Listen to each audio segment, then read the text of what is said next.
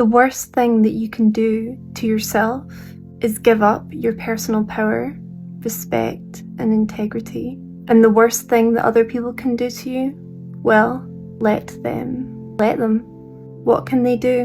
And know that on the other side of them doing that is always peace, relief, and alignment. There's nothing else.